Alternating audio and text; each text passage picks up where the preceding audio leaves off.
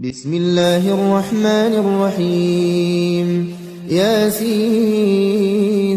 والقرآن الحكيم إنك لمن المرسلين على صراط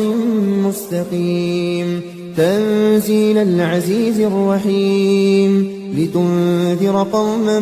ما أنذر آباؤهم فهم غافلون لقد حق القول على أكثرهم فهم لا يؤمنون إنا جعلنا في أعناقهم أغلالا فهي إلى الأذقان فهم مقمحون وجعلنا من بين أيديهم سدا ومن خلفهم سدا فأغشيناهم فهم لا يبصرون وسواء عليهم أأنذرتهم أم لم تنذرهم لا يؤمنون إنما تنذر من اتبع الذكر وخشي الرحمن بالغيب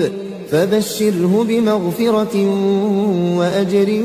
كريم إنا نحن نحيي الموتى ونكتب ما قدموا وآثارهم وكل شيء أحصيناه في إمام مبين واضرب لهم مثلا أصحاب القرية إذ جاءها المرسلون إذ أرسلنا إليهم اثنين فكذبوهما فعززنا بثالث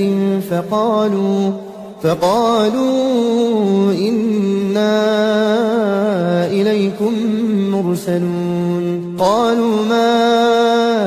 أنتم إلا بشر مثلنا وما أنزل الرحمن من شيء إن أنتم إلا تكذبون قالوا ربنا يعلم إنا إليكم لمرسلون وما علينا إلا البلاغ المبين قالوا إنا تطيرنا بكم لئن لم تنتهوا لنرجمنكم وليمسنكم منا عذاب أليم قالوا طائركم معكم أئن ذكرتم بل أنتم قوم مسرفون وجاء من أقصى المدينة رجل يسعى قال يا قوم اتبعوا المرسلين اتبعوا من لا يسألكم أجرا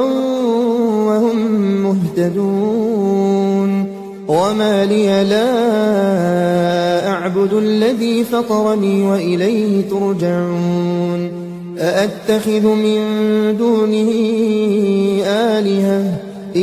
يردني الرحمن بضر لا تغن عني شفاعتهم شيئا ولا ينقذون إني إذا لفي ضلال مبين إني آمنت بربكم فاسمعون قيل ادخل الجنة قال يا ليت قومي يعلمون بما غفر لي ربي وجعلني من المكرمين وما أنزلنا على قومه من بعده من جند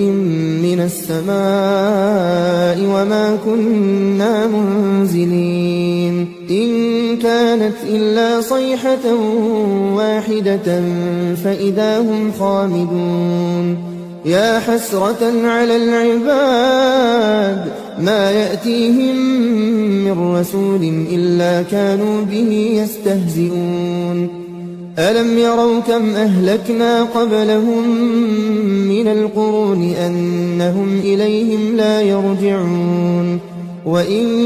كل لما جميع لدينا محضرون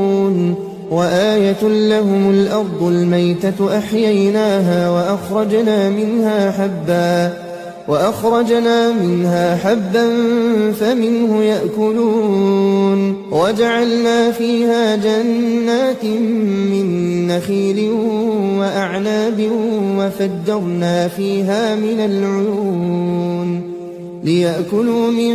ثمره وما عملته أيديهم أفلا يشكرون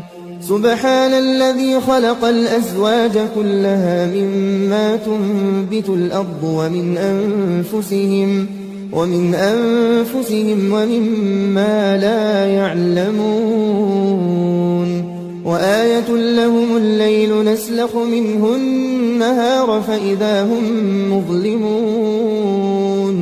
والشمس تجري لمستقر لها ذلك تقدير العزيز العليم والقمر قدرناه منازل حتى عاد كالعرجون القديم